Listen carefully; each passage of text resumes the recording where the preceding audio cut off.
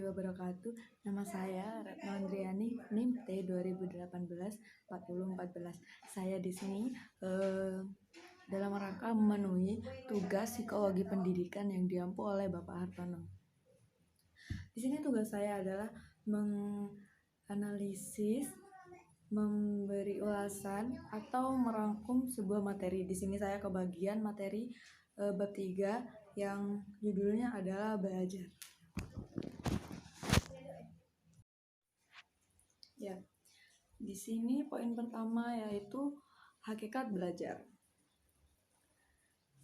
Di sini dijelaskan bahwa hakikat belajar berhasil tidaknya pencapaian tujuan pendidikan banyak bergantung kepada proses belajar yang dialami siswa sebagai anak didik.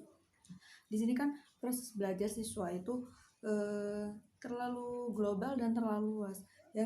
Yang dimaksud itu proses belajar yang seperti apa dan apa saja yang berpengaruh dalam proses belajar tersebut. Contohnya seperti proses belajar di kelas. Nah, proses belajar di kelas itu kan guru juga berperan di sana. Selain guru, juga ada metode pembelajaran yang digunakan, lingkungan sekitar dan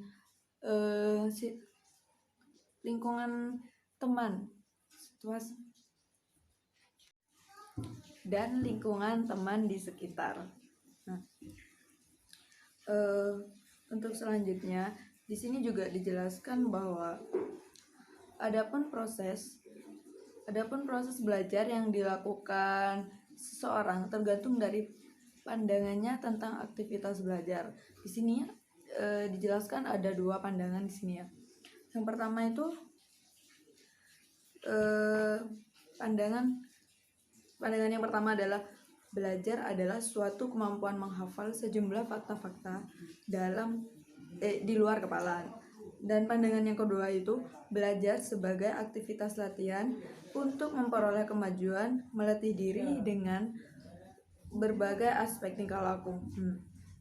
Jadi di sini saya lebih setuju ya dengan pandangan yang kedua. Tapi bukan berarti pandangan yang pertama itu salah. Memang menurut saya belajar tidak selalu tentang menghafal teori. Tapi belajar itu adalah bentuk latihan. Bentuk latihan, mencoba, mempraktekkan. Lebih ke ke pengaplikasiannya gitu loh. Mempraktekkan apakah yang sudah dilakukannya itu betul atau tidak. Sebetulnya belajar adalah perjalanan atau melatih diri kita untuk mengambil langkah yang tepat jika dihadapkan dengan sesuatu atau situasi yang berkaitan dengan apa yang kita pelajari. Sebetulnya belajar sesuatu itu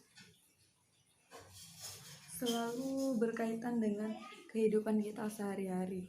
Namun metode belajar dengan cara menghafal itu juga perlu. Contohnya seperti menghafal Asmaul Husna. Tapi itu nanti lebih ke bagaimana kita mengaplikasikan yang ada di Asmaul Husna tersebut dalam kehidupan sehari-hari juga. Di sini banyak sekali pendapat-pendapat tentang apa itu belajar. Semuanya benar dan memang saling berkaitan gitu. Di sini ada pendapat menurut Slameto. Adapun ciri-ciri perubahan tingkah laku dalam belajar. Yang pertama, perubahan tingkah laku secara sadar, namun adanya perubahan tingkah laku secara sadar begitu. Namun menurut saya tidak semua perubahan tersebut akan spontan terlihat. Terkadang seseorang akan sadar perubahan dari hasil belajar tersebut ketika sudah ditimpakan dalam situasi yang berkaitan dengan apa yang sudah dipelajari. Tetapi beda lagi dengan perubahan yang bersifat kontinu dan fungsional yang kedua. Nah, perubahan ini yang sifatnya itu bertahap. Adapun perubahan yang ketiga di sini dijelaskan bahwa perubahan bersikap, perubahan belajar bersifat aktif dan positif. Nah, positif yang seperti apa gitu kan? Yang jadi pertanyaan itu positif yang seperti apa dan dalam konteks yang bagaimana? Menurut saya,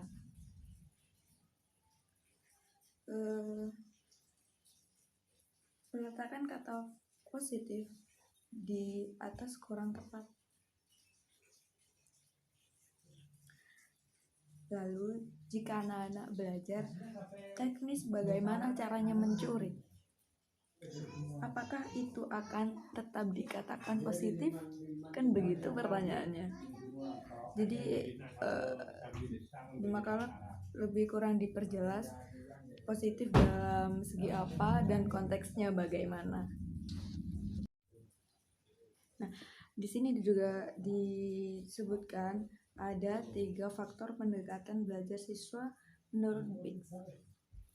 Dari ketiga pendekatan tersebut, mana yang lebih bagus untuk proses belajar siswa? Di sini juga tidak tertera kelebihan dan kekurangan 3 pendekatan tersebut.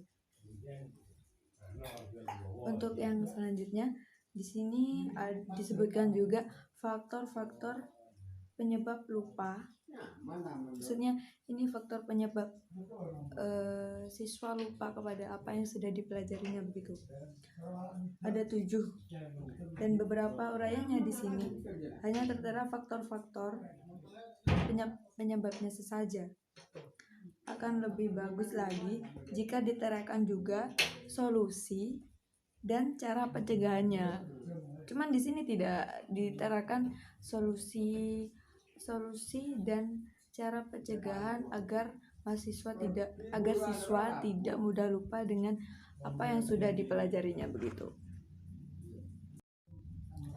Menurut saya mungkin cara mencegah atau solusi dari agar siswa tidak mudah lupa dengan apa yang sudah dipelajarinya ketika sudah diterapkan dalam kehidupan sehari-hari. Selanjutnya di sini juga dijelaskan tentang motivasi belajar. Nah, motivasi belajar di sini dibagi menjadi 4. Yang pertama, motivasi sosial. Yang pertama itu motivasi instrumental, yaitu motivasi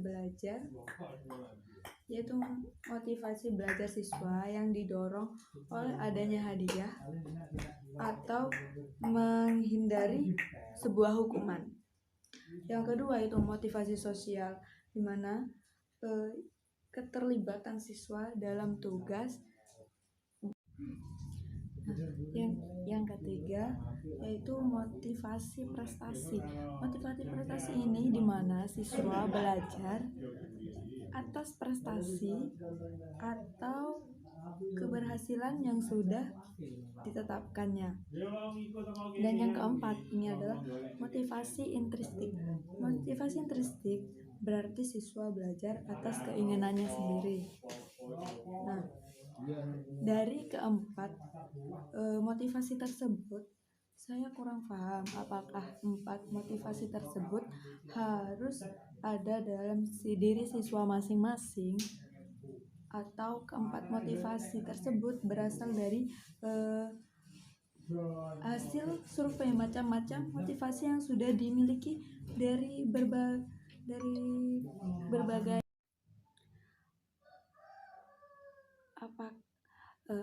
atau keempat motivasi tersebut berasal dari macam-macam motivasi yang sudah ditemui dari berbagai siswa.